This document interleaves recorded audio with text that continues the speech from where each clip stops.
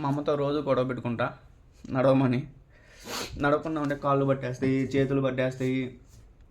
Even నేనైనా అంతే కదా, ప్రతి ఒక్కరూ అంతే. ఖచ్చితంగా నడుస్తుండాలా, పని చేస్తూ ఉండాలా, మనకు తోచింది. లేకుండా ఉంటే మా అమ్మలాగా అయిపోతారు అందరూ. మా అమ్మకి 10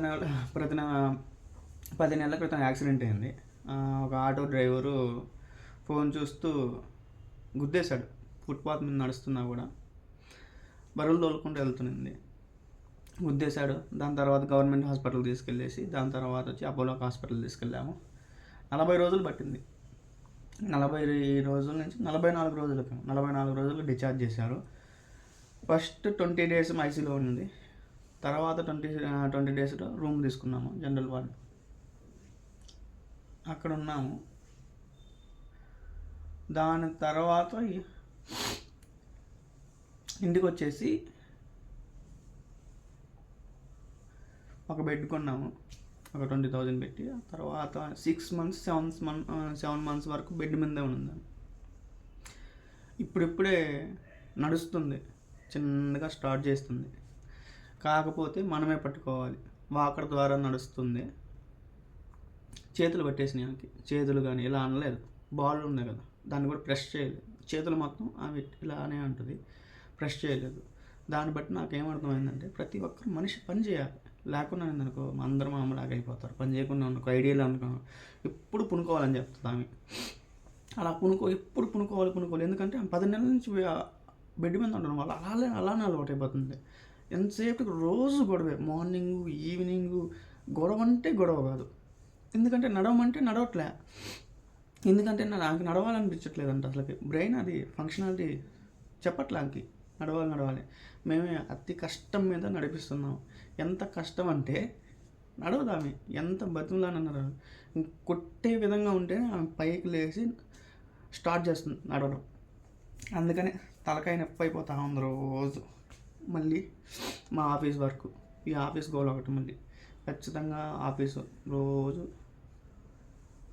ఆఫీస్లో ప్రాబ్లమ్స్ ఉన్నాయి, మీకు తెలియదే ఉంది అందరికీ. ఇలా రోజు గొడవలు జరుగుతున్నాయి. లాస్ట్ 10 months వరకు ఫిజియోథెరపిస్ట్ వచ్చేవాళ్ళు. రీసెంట్గానే వద్దని చెప్పాము. మేబీ మళ్ళీ కంటిన్యూ చేయాలి 1 month తర్వాత కానీ 2 months తర్వాత కానీ, వేరే ఆప్షన్ లేదు. ఎందుకంటే మేము చేపించవచ్చు అనుకున్నా, కానీ ఆమె మా మాట వినట్లే. ఎందుకంటే మళ్ళీ కొడుకు అమ్మ ప్రేమ ఉంది కదా, గట్టిగా చెప్పలేకున్నాను. ఈవెందో తర్వాత ఇప్పుడు మళ్ళీ ఫిజియోథెరపిస్ట్ని పిలిపిస్తాను. ఫిజియోథెరపిస్ట్ అంటే అతను ఖచ్చితంగా చేపిస్తున్నాడు. చేపించినప్పుడు చాలా పర్లేదు, బాగానే నడుస్తుంది. ఇప్పుడు మళ్ళీ పట్టేసింది. ఈ నెల నుంచి మళ్ళీ పిలిపించాలి. నా వేరేస్ ఫిజియోథెరపిస్ట్ చాలా కాస్ట్లీ. మళ్ళీ ఇంకొకరు ఉన్నారనమాట, వేరే వాళ్ళు కూడా. మా అమ్మకి స్నానం చేయించడం కానీ, రోజువారీ కార్యక్రమాలు చేయడానికి కానీ ఒక మనిషిని అపాయింట్ చేసుకొని ఉన్నాం ఇంతవరకు. వాళ్ళని వద్దని చెప్పాము. ఇప్పుడు మేమే టేక్ కేర్ చేస్తాం మా అమ్మని. ఇంకా ఎన్ని రోజులు పడుతుందో తెలియదు. చిన్నగా నడుస్తుంది. ఇంకా 1 month 2 months పడుతుంది అనుకుంటా, 1 year అయిపోతుంది అప్పటికి. నడవమని చెప్తానే ఉన్నాము ఫోర్స్ఫుల్లీ. మనిషి బాడీలో ఈ పార్ట్ దెబ్బతినింది. మేబీ మీకు మొబైల్లో రైట్ సైడ్ కనిపించవచ్చు, కానీ లెఫ్ట్ సైడ్ బ్రెయిన్ మొత్తం క్లాట్ అయిపోయింది. ఈ పార్ట్ మొత్తం బ్లడ్ క్లాట్ అయిపోయింది. అసలుకి అందరూ డాక్టరే చెప్పారనమాట, మీ అమ్మ బతకొచ్చు చనిపోవచ్చు అని. But God must be crazy కదా. మా అమ్మ రికవరీ అయిపోయింది. బ్లడ్ వరకు క్లాట్ మొత్తం కరిగిపోయింది బ్రెయిన్లో. దాని తర్వాత ఓకే, ఇంటికి తీసుకొచ్చిన తర్వాత అదేం ప్రాబ్లం లేకుండా ట్యాబ్లెట్స్ వాడడం వల్ల మొత్తం ఓకే అయిపోయింది. ఒక 4 months తర్వాత మళ్ళీ ప్రాబ్లం వచ్చింది. సడన్గా ఫుడ్ తినడం ఆపేసింది. అని హాస్పిటల్ తీసుకెళ్తే జూనియర్ డాక్టర్స్కి ఏం తెలియదు. మా అమ్మకి ట్రీట్మెంట్ చేసిన డాక్టర్ వచ్చాడు ఆ రోజు. బ్రెయిన్ ఆపరేషన్ చేయాలన్నారు. సార్ మీరు అవసరం లేదు కదా, మళ్ళీ బ్రెయిన్ ఆపరేషన్ ఎందుకు చేయాలి అని అన్నా. లేదు శివ, బ్రెయిన్లో హోల్స్ ఉంటాయి, వాటర్ ప్రొడ్యూస్ అవుతూ ఉంటాయి, అవి బ్లడ్లో కలుస్తుంటాయంట. నాకు తెలీదు. ఆ బ్లడ్లో కలిసిపోయే హోల్స్ బ్లాక్ అయిపోయాయంట, బ్లడ్లో కలిసే హోల్స్ బ్లాక్ అయిపోయాయంట. మళ్ళీ ఆపరేషన్ చేయాల్సిందేనన్నాడు. అన్నాడు. సరే సార్ చేద్దాం ఆపరేషన్, పర్లేదు ముందుకు వెళ్ళిపోదాం. ఎంత అవుతుంది అన్న. ఆయన కొంచెం అమౌంట్ గట్టిగానే చెప్పాడు, ఇక్కడ నేను చెప్పలేదు వీడియోలో, గట్టిగానే చెప్పాడు అమౌంట్. సరే సార్, ఇక్కడ ఒక పైప్ వేస్తారు అనమాట, ఇటు సైడ్ పైప్ వేస్తారు. ఆ పైప్ ఏం చేస్తుందంటే వాటర్ అనేవి ప్రొడ్యూస్ అయ్యి పొట్టలోకి వెళ్ళిపోతూ ఉంటాయి ప్రాబ్లం లేకుండా. సరే సార్, దీంట్లో టైప్స్ ఉన్నాయంట, ఈవీఎస్ఐ పైపు, ఇండియన్ పైపు. మళ్ళీ షాక్ మీద షాక్.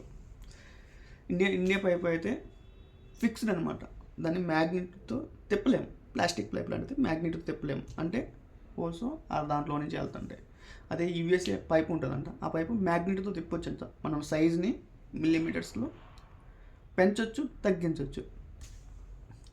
ఓకే సార్, మాకు చెప్పలేదు ఏంటి ఆపరేషన్కి పోయే ముందు వరకు తెలియదు మాకు, దాని తర్వాత తెలిసింది. ఓకే సార్ యూఎస్ఏ పైప్ వేసేసేయండి అని చెప్పాను. యాక్చువల్గా మాకు యాక్చువల్గా 1 డే చెప్పారు, 1 డేలో డిశ్చార్జ్ చేస్తాము, నో ఇష్యూ అన్నాడు. సరే సార్ అని చెప్పాను.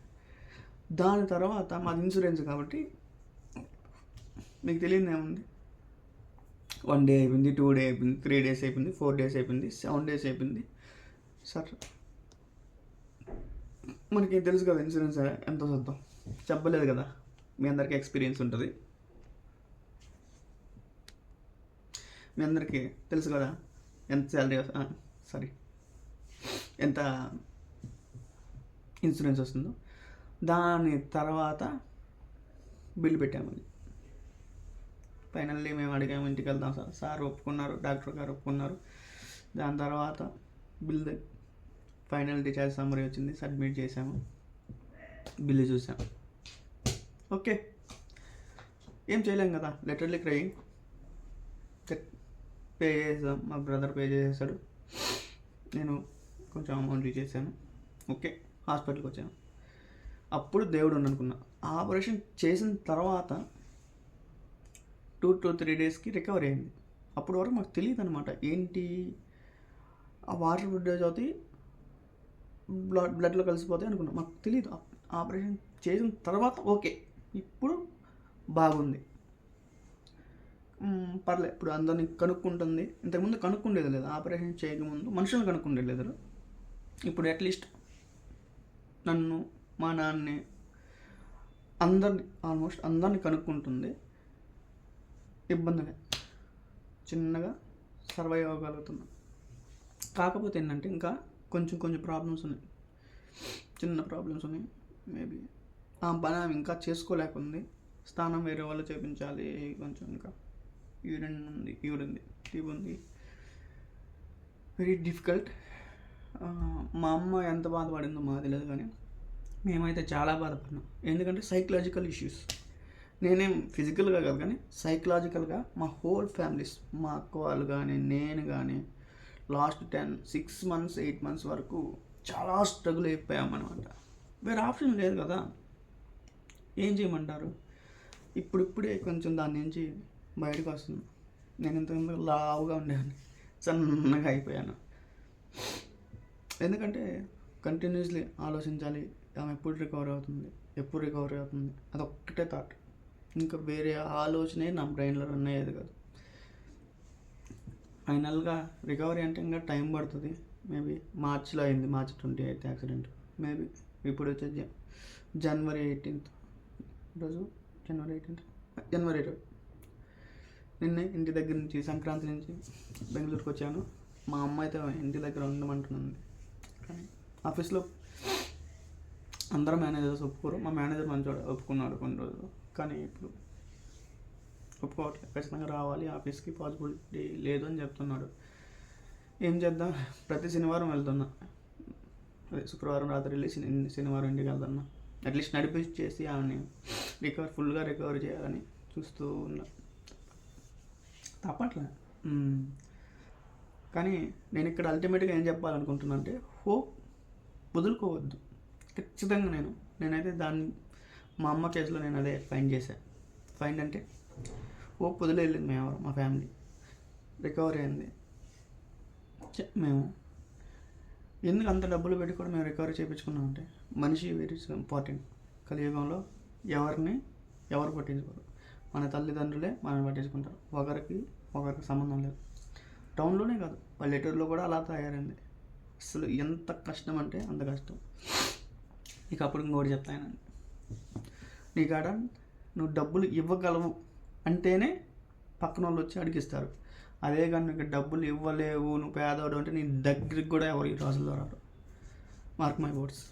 నీకు హెల్ప్ చేయరు, నీకు హెల్ప్ ఎవరూ చేయరు. ఎందుకంటే వాళ్ళు డబ్బులు ఇచ్చారా, నువ్వు తిరిగి ఇవ్వలేవని వాళ్ళకి ముందుకే తెలిసిపోతుంది. నువ్వు డబ్బులు లేవనుకో, నీకు ఎందుకు ఇస్తారు చెప్పు?